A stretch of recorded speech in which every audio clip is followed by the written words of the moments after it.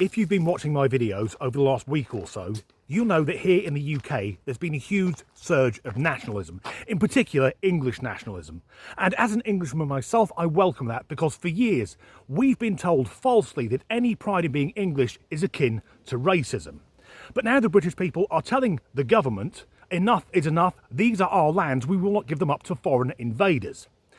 But some groups are now making very, very bizarre claims to ownership on parts of the UK and Ireland. There's a group of Islamic fundamentalists who claim that London was originally called Landin, which just sounds like a Cockney saying London anyway. They're saying that England's capital city was made by Muslims and they want to make it an independent Islamic caliphate separate from the rest of the UK. Now, there's an argument that since Sadiq Khan became mayor, London is becoming an Islamic caliphate anyway. It's also worth saying that when it comes to building things, the religion of peace isn't very good at that. They're much more about demolition. Here's a nice country, let's wreck it.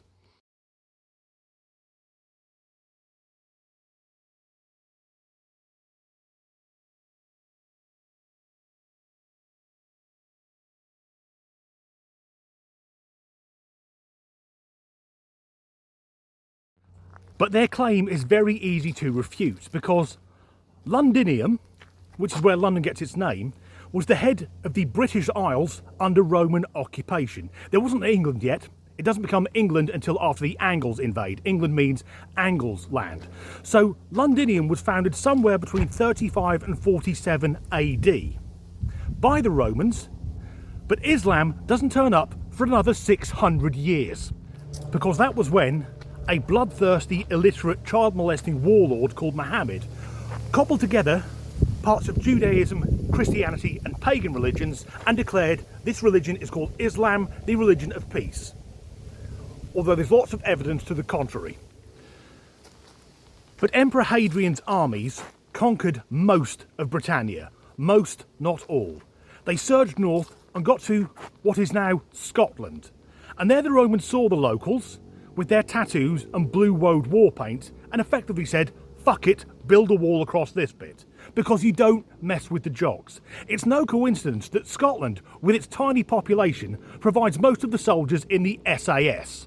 But now up in Scotland, a tribe made up of 3 people, so a polyamorous throuple, consisting of 1 African-American woman from Texas who was reported missing and 2 people from Africa, are laying claim to the Scottish throne, saying that until the reign of Queen Elizabeth I of England, the Scottish royal family were black. I am the handmaid of Queen Anne.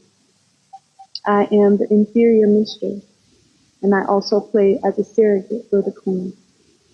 I am also the bondwoman of the King, which means I do not have the formal title of a wife, but he is my husband, and we are a tribe.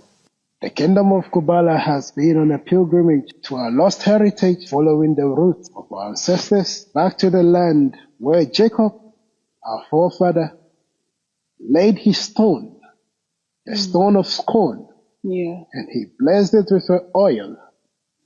After he poured the oil, he said, one day, the Messiah, his son, the Shiloh, the Shiloh, shall return to Scotland, and he shall build back the lost heritage, the lost kingdom, the last kingdom of Scotland. This isn't a racial thing, it's about culture. But I swear there are people from Africa who watched the Marvel movie Black Panther and thought it was a fucking documentary, that Wakanda is real and the most advanced civilization on Earth. Because over recent years, there have been countless videos and TikToks of people from Africa claiming that they invented everything, including the aeroplane, the motor car, the helicopter, the nuclear reactor and the cell phone. Which is odd given that in the bits of Africa that weren't at one point under European occupation, they haven't mastered making fucking house bricks. These are the same people who also claim that Beethoven, Mozart, Albert Einstein and King Henry VIII were also black.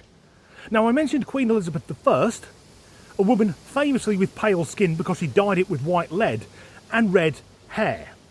I doubt her father, who we also know had red hair, was once a fucking Zulu chieftain. And we know that the Scots aren't descendants of the Africans because they're descendants of the Irish. But now there are people claiming that Ireland was once a black country as well. Oi, I heard people talking about black Irish people. Yeah, my people have been in Ireland for 400 years. I just want to say, the Africans, keep our name out of your mouth. I am not African. I was born here in Ireland. And as you can see, I do have a red hair, naturally, because I am Irish. A few years ago, a film came out called Doolittle, starring Robert Downey Jr., in which he attempted to do a Welsh accent and failed miserably. I get the same vibe from that woman, because whatever accent that is, and to me it sounds like a pissed up New Zealander, it isn't Irish. I know what the Irish accent sounds like. I'm married to an Irish woman. And she wants us to believe that that's her natural hair colour. She didn't bleach it and then dye it, or maybe it's a wig. Because people with red hair, generally speaking, have pale skin and blue eyes. And of course there are black Irish people. But generally speaking, their families came over to the Emerald Isle in the same way they came to the UK after the Second World War. But what do I know? Let's listen to someone who's really clued up. A man bordering on being a historian. There was never ever a famine in the history of Ireland. There was never slavery in the history of Ireland. The tricolour that you're waving around is not your flag. Okay, I'm just teaching you real Irish history because why? I am a staunch Republican. I am a staunch Republican. Alright? Because I know Irish history by heart. And it's common sense, common knowledge. There was no famine in this country. If you can prove to me that there was a famine in this country, I will delete my page, I will end my life, and I will never talk about racism again. Ever, ever, ever again. There's a deal for you. If you can prove to me that there was a famine in Ireland where there was absolutely no food in this country, nothing, not even, there's just desert land and there's nothing in this country to eat at the time, then I will quit. You will never see me again on the internet. But until then, you won't win because I know more Irish history than you because I am a staunch Republican. In Ireland, there was no slave trade and no famine. Okay, there was a very, very famous slave who was taken to Ireland. He was a Roman Briton, and his name, anglicised, is Patrick. Saint Patrick. And we know he was a slave because we still have his writings. A lot of people don't know that. They think Saint Patrick was Irish. He wasn't. He was from what is now England. Yes, the Irish used to take British slaves. But you don't hear the British banging on about getting reparations from Dublin. Mainly because once Britain became a dominant power, we just totally abused the Irish for hundreds of years. But next up, the idea there was never a famine. There's an old joke. How many potatoes does it take to kill an Irishman? None. The Irish potato famine is one of the most well-documented disasters in British and Irish history. At the time, Ireland was part of Britain, but the Irish were treated as second-class citizens. And when the blight hit and the crops failed, the British took all the healthy potatoes from Ireland and shipped them over to Britain. Thousands upon thousands of Irish people starved.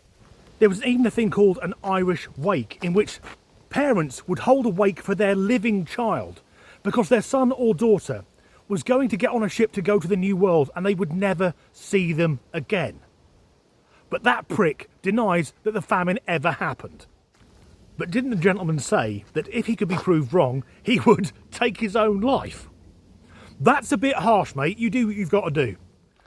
What a time to be alive. Anyway, that's the end of this video. If you enjoyed it, please do like and subscribe if you haven't already. If you could leave a like or a comment or share the video, that really helps the algorithm. If you'd like to support me in making these videos, there are links in the description to buy me a coffee and to my Patreon. And as ever, thanks for watching. So the Western world gave Africa its technology, resources, education, and Africa in return gave us AIDS. And the last person who claimed to be the King of Scotland was Idi Amin. a deranged psychopath from Uganda. So it is easy to refute because Londinium, as was fucked it, the British people are sending a message which will largely be ignored because of our socialist government that we've had enough. This is our fucking bollocks to it. These warriors with their tattoos and their blue woad war paint.